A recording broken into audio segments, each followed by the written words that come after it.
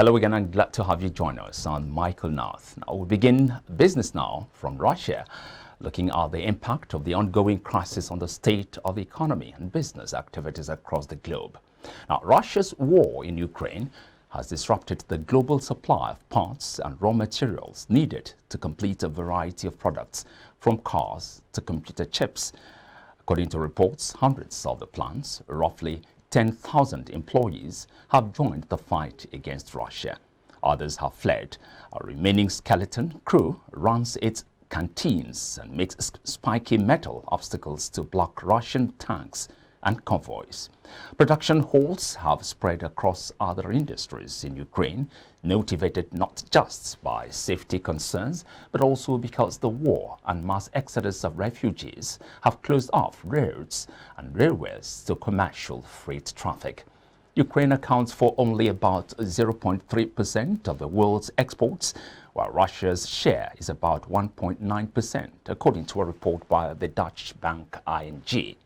Still, some industries doing business within these nations are starting to feel the war's impact. The disruption of another Ukrainian industry, the making of wiring harnesses used in cars, is already hurting European automakers. Ukraine has more than 30 automotive plants, most of them centered near the western border with Poland and other European neighbors, according to a government agency that promotes foreign investment. The International Association of Classification Societies has withdrawn the membership of the Russian Maritime Register of Shippings amid Russia's invasion of Ukraine. The IACS Council voted to adopt a resolution withdrawing the membership with immediate effect last Friday. The decision comes following external legal advice in response to sanctions in the UK, where IACS is located. IACS consists of 11-member maritime classification societies representing more than 90% of the world's cargo carrying tonnage. AP Moller Maersk is looking to divest its 30.75% stake in Russian port operator Global Ports Investments due to Russia's invasion of Ukraine, Maersk Port Unit APM Terminals said on Friday. Global Ports shareholders include Russian state nuclear company Rosatom and Russian businessman Sergei Shizkarev. Now, the firm is listed on the London Stock Exchange and runs 6 terminals in Russia and 2 in Finland. Maersk earlier this month temporarily suspended cargo shipments to and from Russia. The bears have taken over the oil market as prices are down over 5% in the Asian session on Tuesday, sliding to a 2-week low as ceasefire talks between Russia and Ukraine has eased fears of further supply disruptions. Also weighing in on price is the surging COVID-19 cases in China, which has fueled concerns about slower demand, being that China is the top importer of the black liquid. The global benchmark, the Brent futures, is down 5.24%, currently trading at $101.34 after tumbling by more than $6 to $102.05 earlier in the session. The United States benchmark, the West Texas Intermediate crude, fell below $100 level for the first time since the 1st of March, dropping 5.20%, currently trading $98.09 a barrel. The benchmark fell to as low as $96.70 earlier in the session. The Ukrainian government has announced it has partnered with a crypto exchange, FTX, staking platform Overstake, to launch a donation website for users wishing to send crypto to help the country and its people.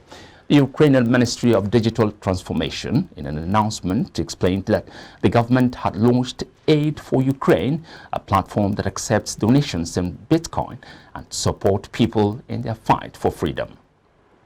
Nigeria's inflation rate changed direction in February as it rose 15.7% from 15.6% recorded the previous month. This represents a 0.1% point increase compared to the rate recorded in January 2022. This is according to the Consumer Price Index report released by the National Bureau of Statistics. And the uptick in Nigeria's inflation rate is attributed to the increase in the price of goods and services following the fuel scarcity across the country in February. Airline operators have threatened to shut down in the next 72 hours unless the federal government resolves the high cost of aviation fuel. Vice President of the Airline Operators of Nigeria, Allen Onyama, stated this at the resumed meeting between the operators, oil marketers, the regulators on leadership of the House of Representatives. He said airline operators cannot continue to sustain the current price of the product. The average prices of bread and rice in Nigeria have been recording significant increases in the past 5 years, according to data obtained from the National Bureau of Statistics. A year-on-year analysis of the average prices from January 2017 to January 2022, based on data from the NBS, shows that bread unsliced 500 grams and rice, agric sold loose rice, recorded 42% and 48% price hikes, respectively. As of January 2017, the average price of a loaf of bread, unsliced 500 grams, was 270 naira. It had, however, increased to 384 naira by January 2022. There was also an increase in the price of sliced bread, 500 grams, from 303 naira as of January 2017 to 419 naira as of January 2022. The Office of the Auditor General for the Federation has said the defunct Nigerian National Petroleum Corporation, now Nigerian National Petroleum Company Limited, has failed to account for about 107,239,436 barrels of crude oil left for domestic consumption in 2019. The office made the allegation in its 2019 audit report, currently being considered by the Committees on Public Accounts of the Senate and House of Representatives. According to the report, about 22,929.84 liters of premium motor spirit, also known as petrol, valued at 7.06 billion naira, and pumped to the two depots, Ibadan Ilori and Aba Enugu, between June and July 2019, were not received by the depots. These are parts of the issues raised by the office in the 6 audit queries issued against the NNPC.